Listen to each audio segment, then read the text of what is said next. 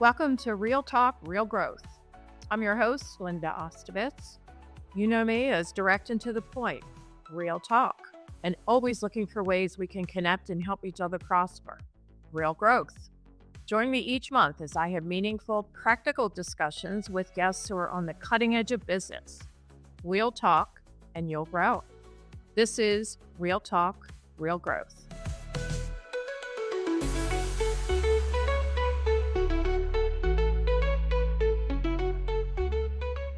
Hello, everyone, and welcome to Real Talk, Real Growth. I'm Linda Ostovitz, the host of this show. Those of you who know me know I talk plain, we talk real, therefore we grow.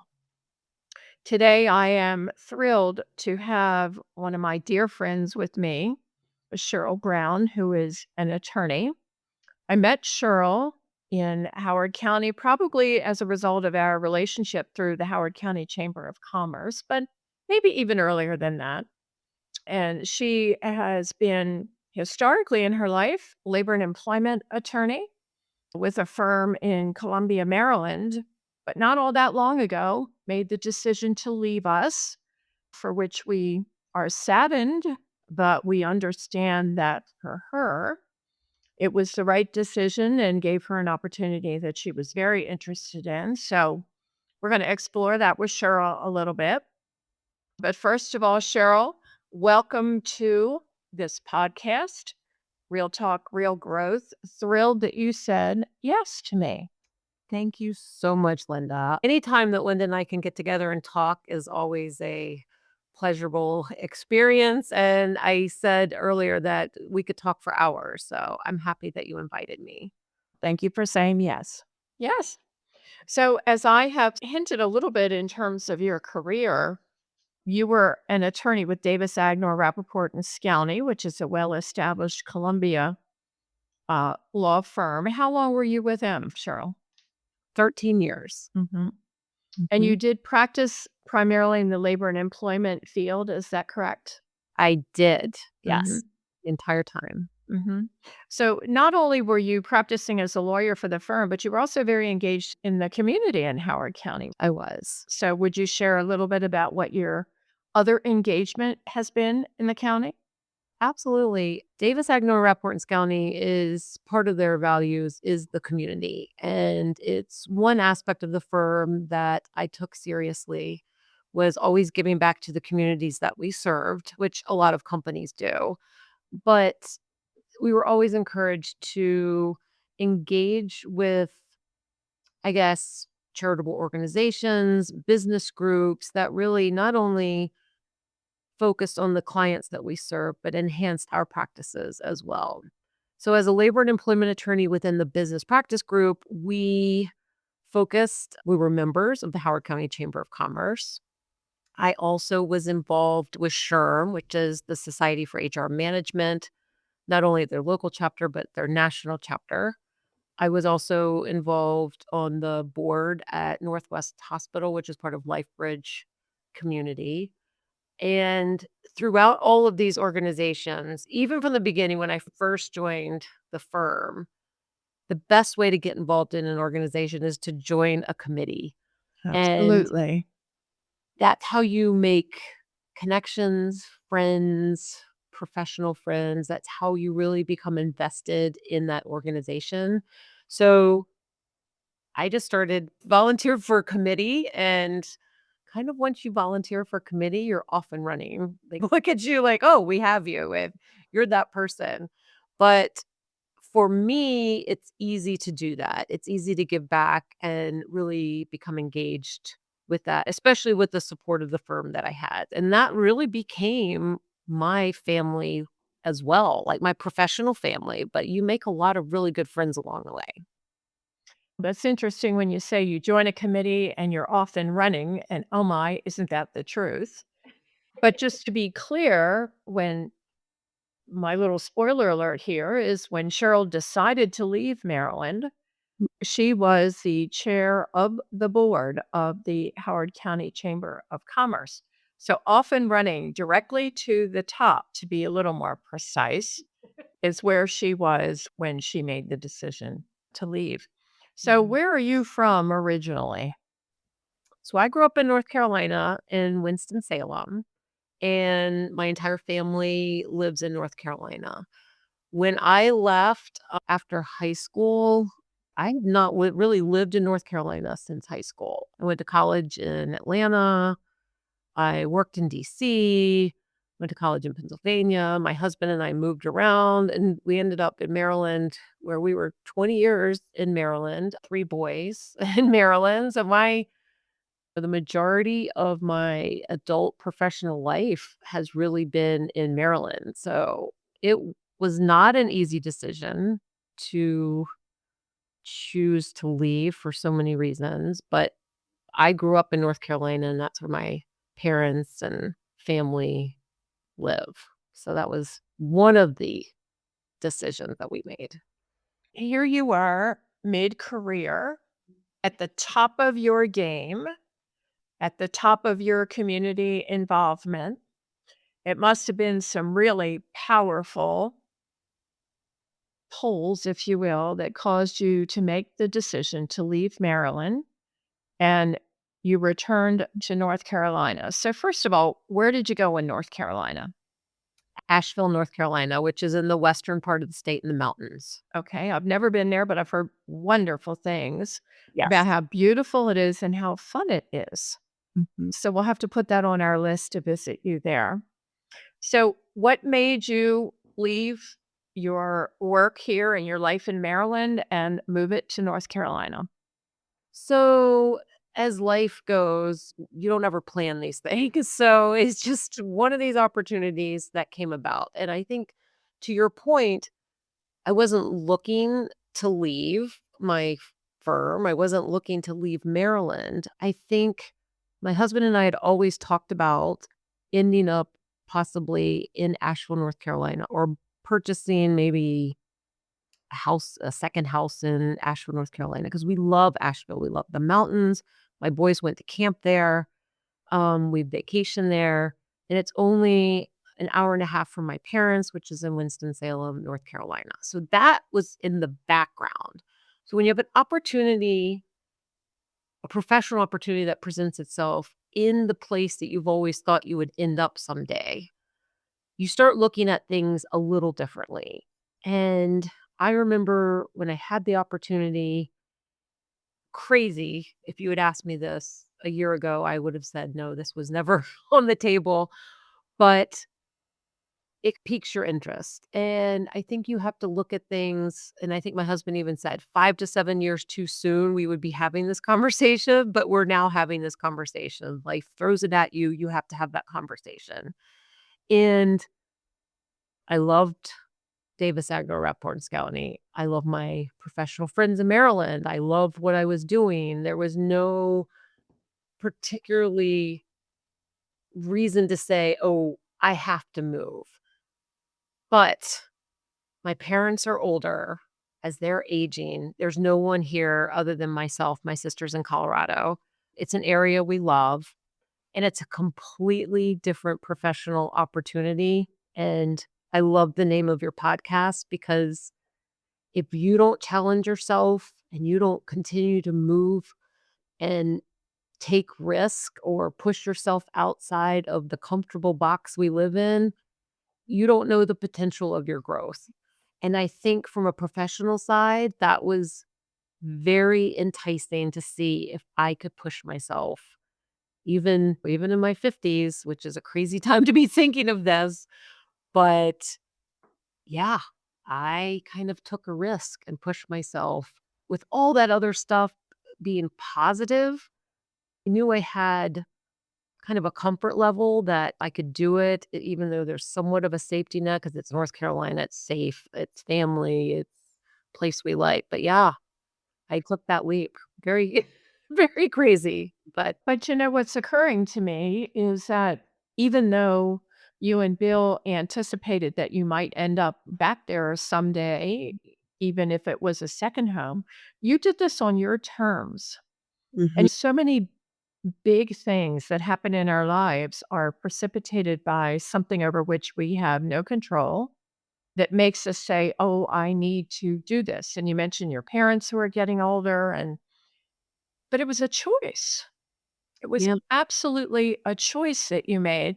And of course, when you talk about something to challenge yourself, this is who you are, right? Any one of us can say in this safe space, but if you stay in a safe space, you don't grow, perhaps. Right. What was a professional opportunity that caused you to say, yes, I'm going to grab this? Attorneys always think, and you probably have thought this too, what is life like outside of a law firm? What is life outside of billable hours? What is life outside of that? Always trying to find the next client. So you always think that every attorney has thought that. So this is an opportunity to move outside a law firm, moving in-house to a company, corporation. My background has always represented businesses. So I always have that kind of in-house business corporate background focusing on labor and employment. But this is a company part of the Coca-Cola family. So it is a huge from a business standpoint, this company's been around for 40 years in North Carolina. It's part of the Koch family. It has huge support, international implications, and it's an opportunity where in talking with them, I knew that they were struggling, but I also knew I could do it. They were looking for a VP of human resources, general counsel within Southeastern Container. And as we talked through the needs and the opportunities, it was just a really good fit for my skill set. And I could help them along in the process that I felt super comfortable with. With that said, it's in a manufacturing facility. You're in the beverage manufacturing industry, which is so different than just your run of the mill law firm business type thing. This is on a bigger global scale. But at the same time, people are people, and companies manage their employees very similarly. The laws from a legal standpoint, from a labor and employment standpoint, primarily the laws are federal laws that we're dealing with, especially when you have a company that is across the country. So yeah, it's a big opportunity, but it's super exciting, and I challenge myself every day. Every single day, there's something new that I'm learning. Do you So wear a hard hat to work given that you're in a manufacturing facility? I have a perception that outside of your office, there's Coke bottles being filled and caps being put on and trucks being loaded. so this is where I'm gonna date myself, and you'll appreciate this. I'm sure if you ever watched Laverne and Shirley, and you imagine that Steve with Laverne and Shirley, and the bottles are going by, and they have their I think they had hair nets on. I don't even know if they had hard hats. They're Uh-huh. bottling and it's going by. It's not like that at all. So yes, I have safety equipment. I have safety goggles. I have safety shoes. We have safety vest and little ear safety ear things. But what I learned, which is so fascinating to me, because I remember the first time going into the manufacturing facilities, and we have 5 plants scattered around the eastern side of the country. But everything is robotics.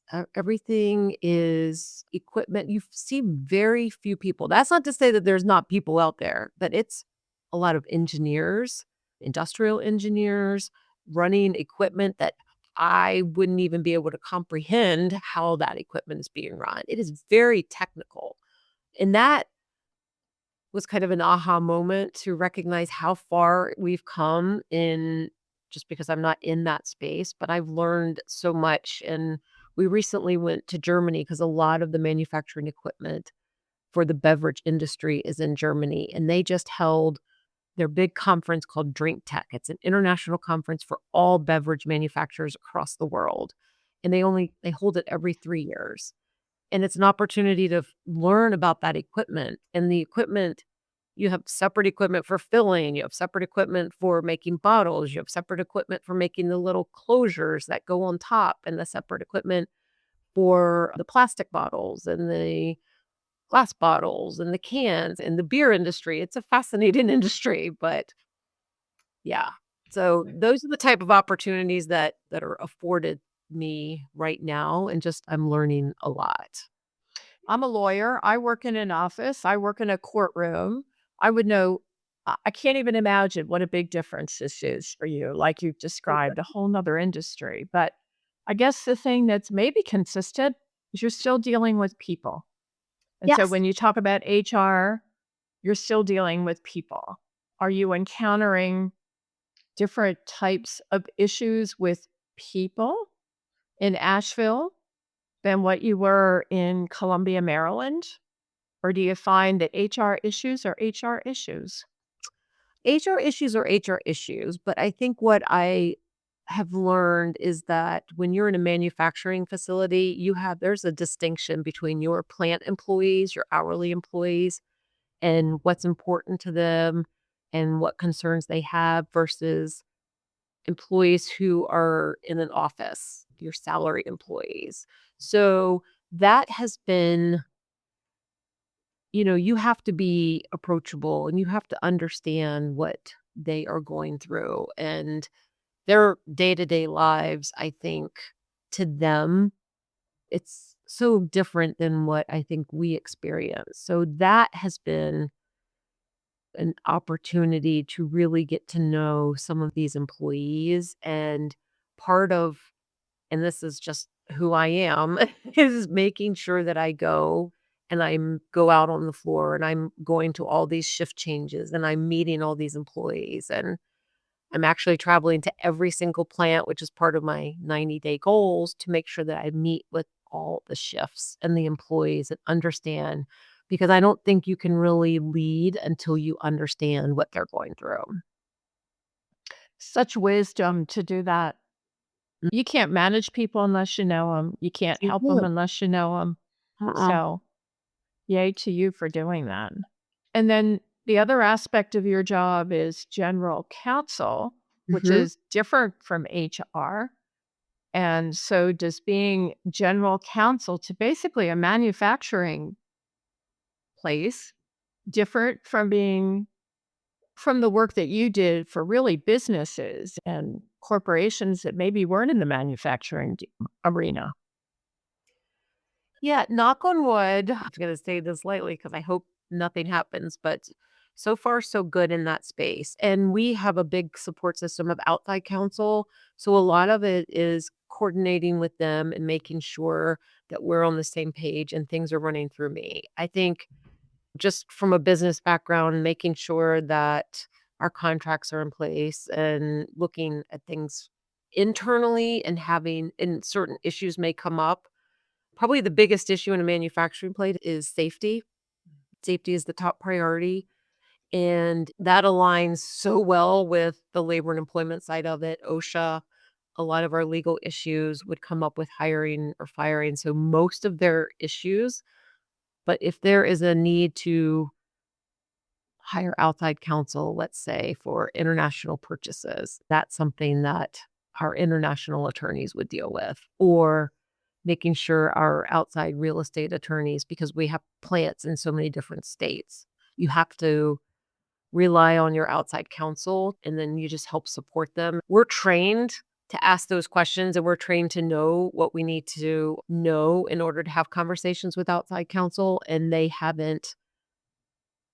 This company has historically only relied on outside counsel and not had an attorney in-house to manage that. So that's another new phase for them. So we'll see how it goes, but they have the benefit of having an attorney and also someone who's willing and excited to be the VP of HR, which is always an interesting combination, but it works right now.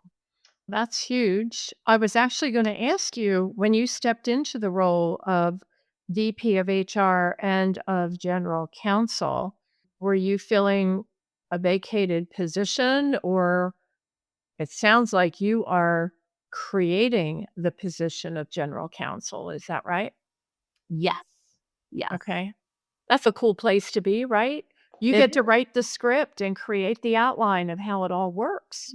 Absolutely. It's good, yeah, because you can do that, but there's also the challenge that's never been done before. Mhm. Even with the VP of HR position, I think this has been a position that they've been wanting to fill for a while because Mhm. they really wanted to make sure that it was more strategic position and they wanted to elevate it.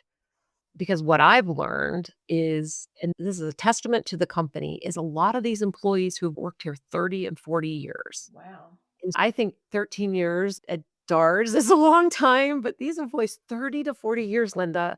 And with that, they have a lot of wisdom, but also as part of succession planning, that's a lot of knowledge and experience that's going to be moving on and leaving the company. And so that is probably one of the top priorities is figuring out what we're going to do with these more tenured employees because they've been here for so long. And as they leave, do we have the bench strength to fill in and meet that demand? That's the number one challenge. But that's the number one challenge for so many companies, not just here. There's so many companies that are like that. I understand it's your job to figure out how to manage those tenured employees and probably strategically figure out what you need once they move on to whatever's next for them. Is Right. it your job then to recruit and hire and fill those gaps that might be created by the retirement of those long-term employees? Yes. The short Wow. answer is yes. The Wow. long answer is I have a team and we Mhm. have support from the senior leadership team. We have support from the board. And you have support from the Coke system. Like you have a big support system. But Mhm. yeah, that is the goal is identifying some type of succession plan to recruit employees. And in the manufacturing space, it's a challenge because as I said before, it's a very technical job, a lot of engineers and making sure that you have the right people, but finding the right people who want to stay another 20 to 30 years. That's Right. the other challenge because as you know, people move around a lot Mhm. and people, if you can keep someone 3 years, you're doing a great job. Do you have a training program, an internal training program for getting these folks to have the technical expertise that you've talked about? Yeah, and I think what's cool is Maryland, I find, was more advanced in these kind of apprenticeship programs, workforce development programs, and I have had that experience in working in Maryland. And so what I can develop down here is making sure that we have that workforce development apprenticeship programs here and understanding how North Carolina, and I'm just looking at North Carolina, but we also have plants in Virginia and Ohio and Tennessee, but looking at those opportunities to develop that training program because a lot of the employees we look at community colleges, technical colleges, even the colleges like you're looking at Virginia Tech, you look at NC State, Georgia Tech, like a lot of those engineers will come out of Clemson, looking at those schools as well. What I'm finding is I'm really trying to learn and understand what the needs are in order to target who we need to recruit. And because the company is so part of the Coke system, there's not a lot of advertising as to who they are. And I think for a lot of times employees would find the company, but what we're finding is we need to do a little more marketing and advertising out there to start finding people. It's very competitive in the manufacturing space. My big word, Belinda, is opportunity and patience. These are my 2 words that I use all the time. Patience in learning in the process, and there's a lot of opportunities, which is great. If you start any job, that's what you want is opportunity. Those are 2 great words, and I'm not surprised to hear that they're your words. And I feel like you've got a blank slate there to a great extent. And, you're the perfect person to come in there with your experience and a fresh view and a willingness and an excitement, like you Mhm. say, to make this scenario a better one. How long have you been there now? I've been here about 2 months. Mhm. So 2 Okay. months, yeah. Okay. And it is amazing how much my life in Maryland I think about it, like, what I can take away from that and use that, and I think that's probably the same for everybody, but you actually I don't think you realize how much you learn when you're going through a job or when you're in it until you're out of it and you can reflect back. And then you're like, wow, I really learned that. I'm going to take that. I'm going to take that. That's good. Mhm. So, yeah. I think that's accurate for sure. So on the corner of your desk there, you have a little display of some bottles, I and I do. recognize the red and white Coca-Cola bottle. How about what are the other 2 bottles that are there? So the other 2 bottles that are sitting there are Coca-Cola bottles, but they have the Baltimore Ravens on them. And when I first started, my team knew I'm not shy about being a Ravens fan, although this season is a little tough, It is. but as part of my welcome gift, they gave me 2 little Coke bottles with the Ravens Super Bowl championships on them, and also the other one has the Ravens on it. And that was when you move from a state to a completely new area. This is completely different. So it was a nice touch that they gave me when I came aboard. So that was very nice. But That yeah, was very sweet, very bottle. sweet. So you took this huge jump off a cliff a couple of months ago. Mhm. I know you don't have a home yet, a permanent home. Your husband is not with you yet all the time because you don't have a permanent home. Your boys are still in Maryland, and everything about your professional life and your personal life has changed. Mhm. Would you recommend this to other people who might be thinking, I want something different. I want a different opportunity. I want a way to be able to really write the blueprint for the success of this company. Would you recommend it? So I think as we said at the beginning, like change is hard and but change also can be growth. I think you have to decide it's a personal decision for everybody as to where they are. I believe everyone has it within them to make that change. You just have to decide if it's that right time for you. And actually, it may not even be the right time. And sometimes it's just a leap of faith and it is a risk. I think at my stage in life, it was the right time to consider it because as the boys are getting older and they're transitioning and they're on their own, like we're in a different stage. Had it been 10 years ago or even 5 years ago, I probably would have thought differently.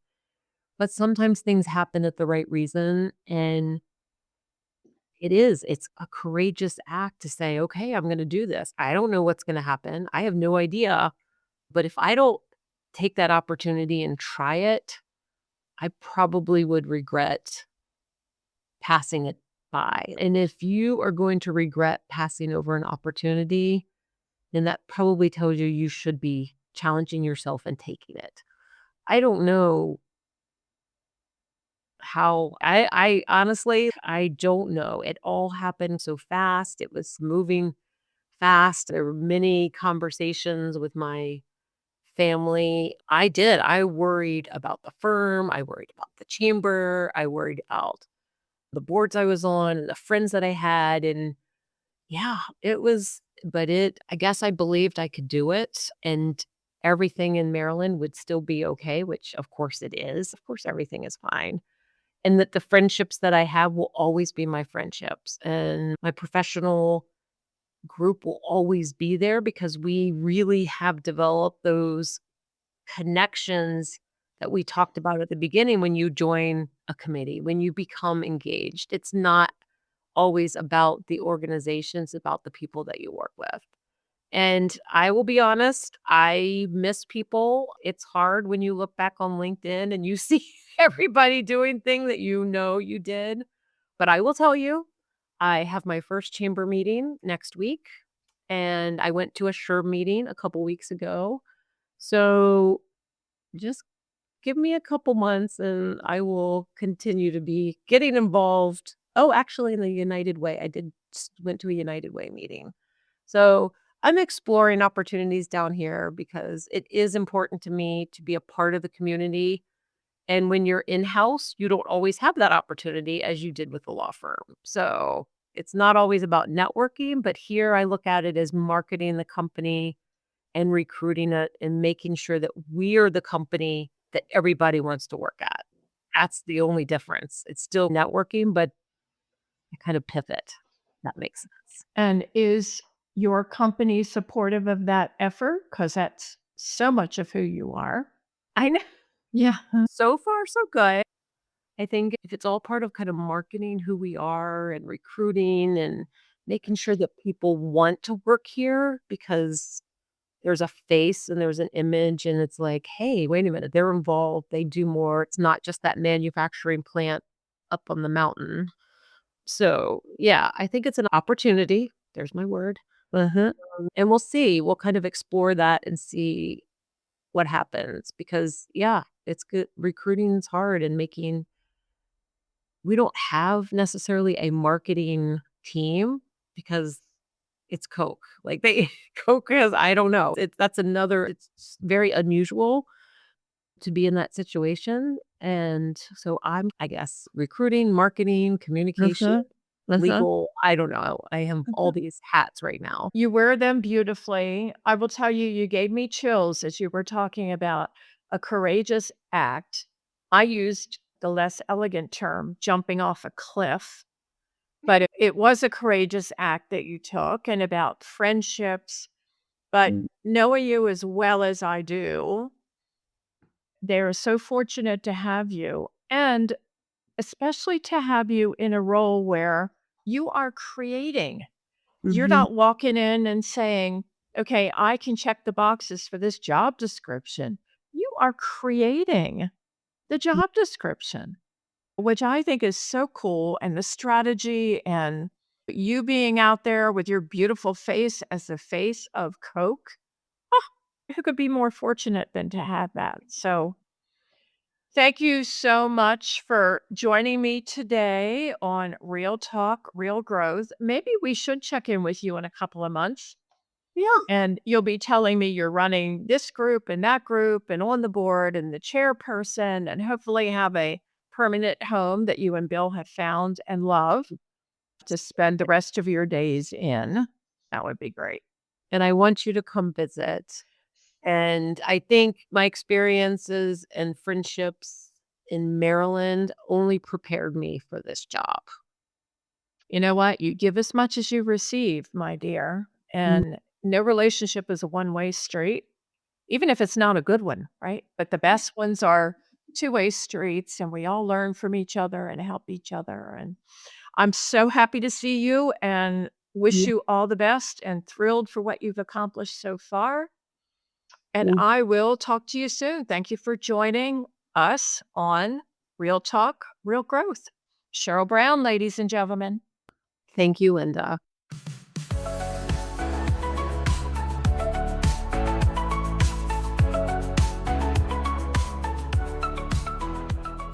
Please be sure to like and to subscribe to Real Talk, Real Growth, wherever podcasts are found. Join me each month as we discuss a new topic of interest. We'll talk and you'll grow.